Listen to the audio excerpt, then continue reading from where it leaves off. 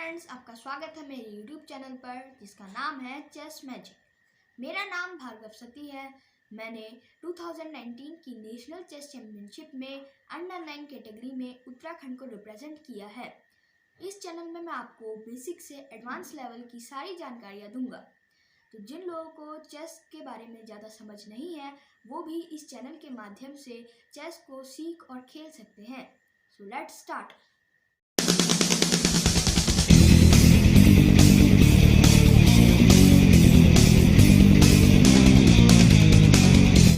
So friends, ये होता है हमारा चेस बोर्ड और इसमें टोटल 64 स्क्वायर्स होते हैं और 16 पीसेस वन साइड के होते हैं एंड 16 पीसेस अनदर साइड के। तो 16 पीसेस यहाँ पे वाइट के होते हैं और 16 पीसेस ब्लैक के, जिसमें से 8 पॉन होते हैं दोनों साइड के और 8 अलग अलग पीसेस होते हैं, जैसे 2 रूक, 2 night, 2 bishop, 1 king and 1 queen. ये दोनों पीसेस सेम होते हैं, मतलब दोनों साइड में, एक वाइट में भी और ब्लैक में भी, दोनों साइड सेम रहते हैं सारे पीसेस। तो अभी हम पीसेस के बारे में इंट्रोडक्शन कर रहे हैं। तो मैं आपको बताता हूँ कि ये पीसेस के को क्या नाम से कहा जाता है। तो सबसे पहले ये जो पॉन होते हैं ना, ये 8 पॉन होते हैं और दोनों साइड में होते हैं। तो इनको इंग्लिश में कहते हैं हम पॉन और हिंदी में हम इन्हें प्यादा कहते हैं।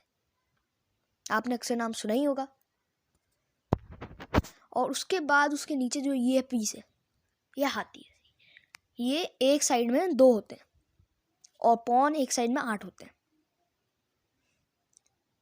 और ये इसको हम हिंदी में कहते हैं हाथी और इंग्लिश में हम इसे रुक कहते हैं, रुक।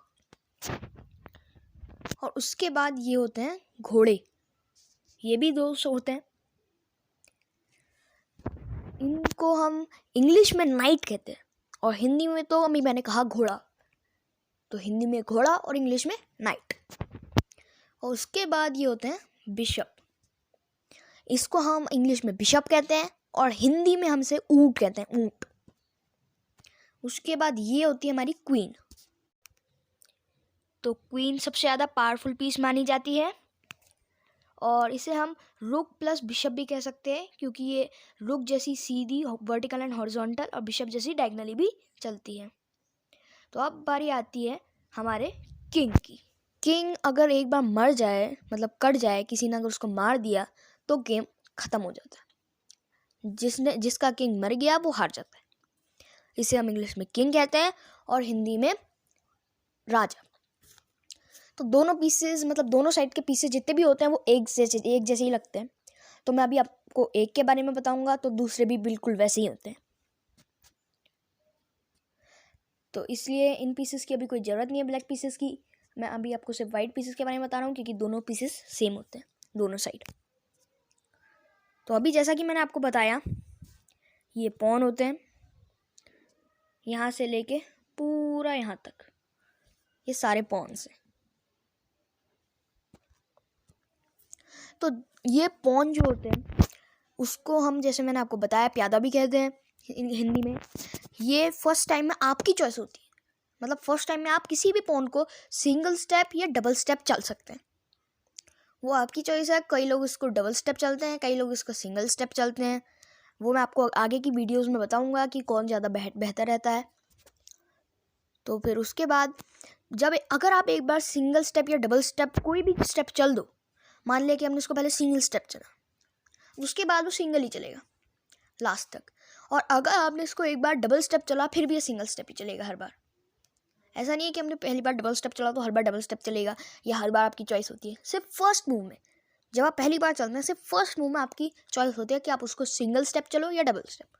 और अगर मान लीजिए आपका पॉन चलते चलते, या मान लिया डबल स्टेप चला फिर सिंगल सिंगल सिंगल, फिर अगर लास्ट में पहुंच गया तो उसका आप कोई भी पीस में प्रमोट कर सकते हो। इसे हम कहते हैं प्रमोशन।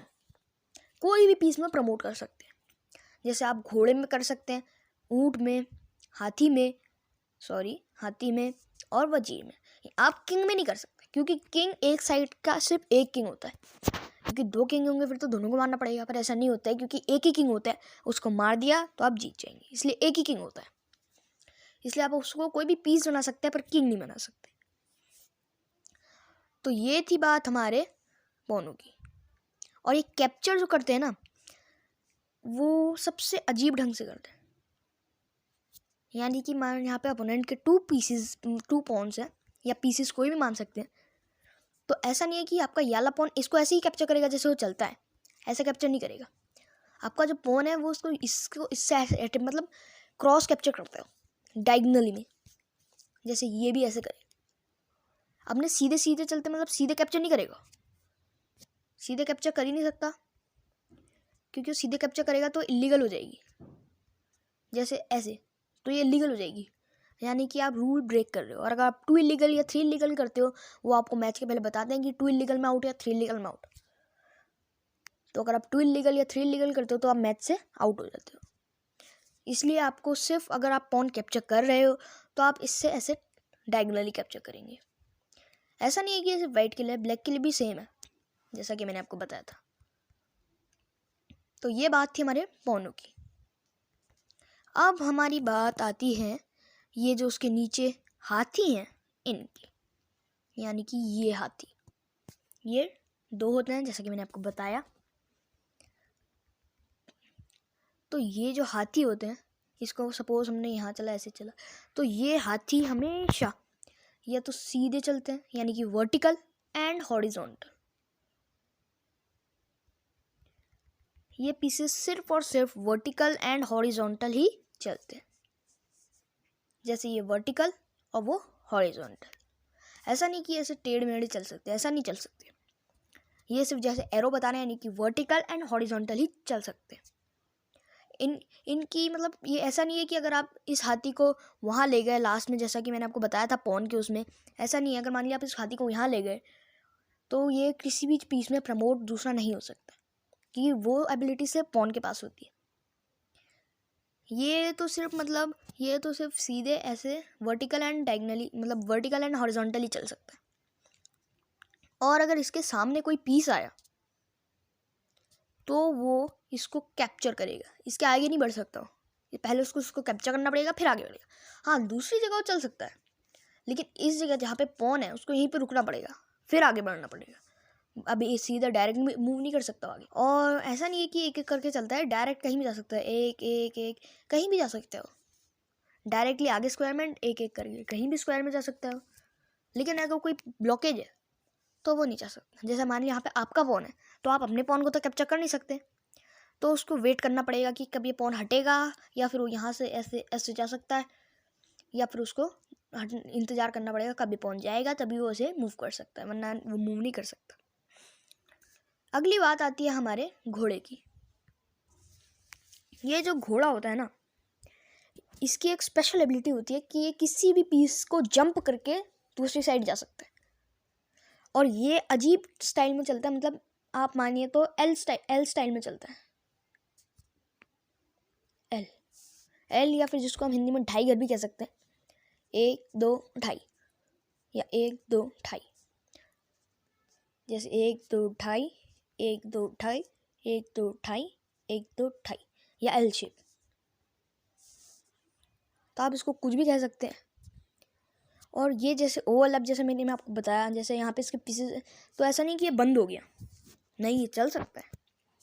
ये इसको ओवरलैप करके यहाँ जा सकता है। ऐसा नहीं कि इसको कैप्चर कर लेगा, ये कैप्चर नहीं कर सकता, लेकिन ओवरलैप करके जा सकता है, यानी कि उसके ऊपर से जा सकता है, उसको जंप करके। वो उसको कैप्चर नहीं करेगा। कैप्चर करने के लिए तो जहाँ पे मैंने रेड एरो बनाया है वहाँ पे होना चाहिए, जहाँ पे ये बैठा होता है वहीं पे कैप्चर भी करता है। और ये किसी भी पीस को जंप कर सकता है, जैसा कि मैंने आपको बताया। और किसी पीस के पास ऐसी स्पेशल एबिलिटी नहीं होती है कि वो किसी पीस को जंप कर सके, सिर्फ और सिर्फ घोड़े के पास होती है स्पेशल एबिलिटी। तो यही थी। तो आज के लिए इतना ही काफ़ी है फ्रेंड्स। तब तक आप इस वीडियो को देखिए और समझिए कि पीसेस कैसे चलते हैं। उसके अगले वीडियो में मैं आपको घोड़े के बाद वाले जितने भी पीसेस हैं उनके बारे में बताऊंगा। तो तब तक के लिए okay friends, thank you, bye.